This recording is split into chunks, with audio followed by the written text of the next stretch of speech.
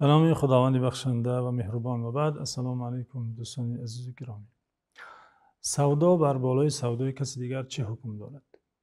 بیایید امروز در این برنامه با حکم این تصرف و این عمل آشنا شویم. پیش از اینکه حکم این مسئله را بیان نماییم باید قید کرد که دین مبین اسلام با آداب و احکامش همیشه بر استوار باقی ماندن مناسبت‌های نیک میان جامعه تاکید می‌کند. مناسبت دوستانه داشتن اهل جامعه و دوری از هر گونه کینه و رنجش‌ها یکی از هدف‌ها، یکی از مرام‌های والای شریعت اسلام است. بنابراین از جمله خرید و فروش‌های مکروه این سودا بالای سودای کسی دیگر است. بدین معنا که نفر برای خریداری چیزی با صاحب مال مصلحت می‌کند، به اصطلاح مصلحتشون میپزد، همین قدر میماند که پرداخت کند و چیزش را گرفته رود. در این میان شخصی سومی پیدا می شود، خریدار دیگری به صاحب مال پول بیشتر پیشنهاد می کند و اظهار خریداری می کند.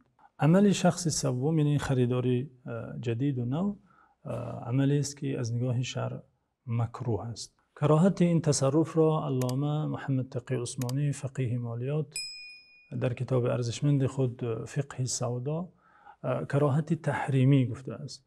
مکروه تحریمی یعنی عملی که به حرام نزدیک است و توسط این گونه سودا اگرچند انتقال مالکیت صورت میگیرد ولی شخص سوداگر و شخص خریدار در این عمل مرتکب گناه میشوند و این سودا را از نگاه دیانت باید بیکار کرده شود. عادتا خریداری جدید این شخص سوم مقدار بیشتری مال پیشنهاد میکند و یا به صاحب مال همان مقدار مبلغ ولی صفت اضافه میکند که با او پسند میشود. مثلا فرضاً اگر مثال زنیم ماشینی را شخص با صاحب مال مصلحت کرده بود در حجم 100,000 سومانی مثلا سودا شده بود، اتفاق شده بود و اینجا خریداری جدید پیدا شده میگه من 110,000 سومانی میدهم ماشینت را به من فروش مثلا. آیا همان مقدار مبلغی که خریداری اول پیشنهاد کرده بود سودا کرده بودن آن را پیشنهاد میکرد ولی به صفت بهتری. مثلا خریداری اول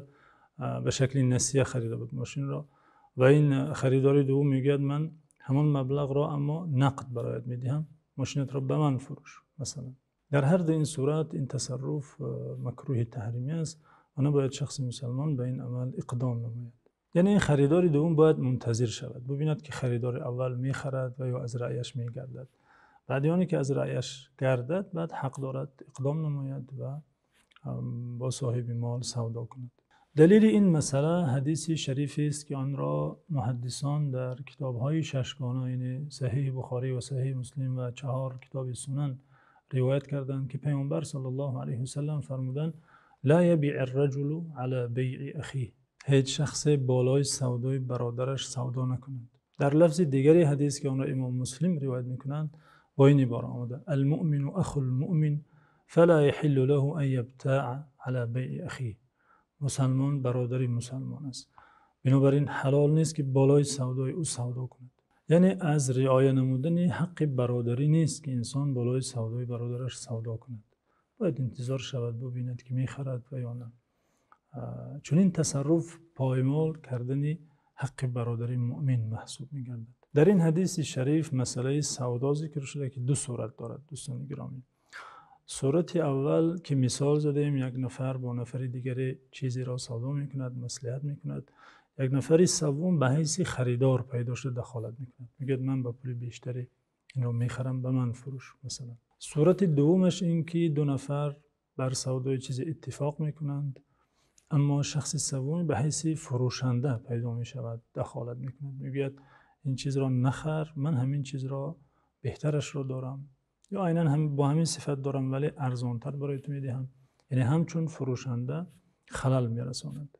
فرق ندارد که شخص همچون خریدار وارد شود سودای کسی دیگر را زند و یا همچون فروشنده دخالت کند سودای آنها را معامله آنها را ویران کند.